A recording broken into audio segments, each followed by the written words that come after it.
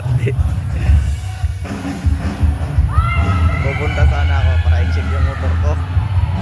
Kaso ang problema, andun yung mga tambay. Pinipicturan yung motor ko. Ayan, bata sila nakakita ng Rosy na. Kasing ganda nun. Tanginis. Ito yun o. Ayan. Sarap na naka-yellow.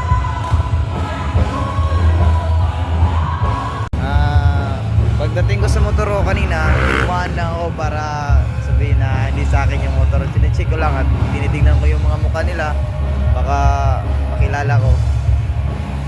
Yun. Dumaan lang ako. Saglit. Parang walang nangyari.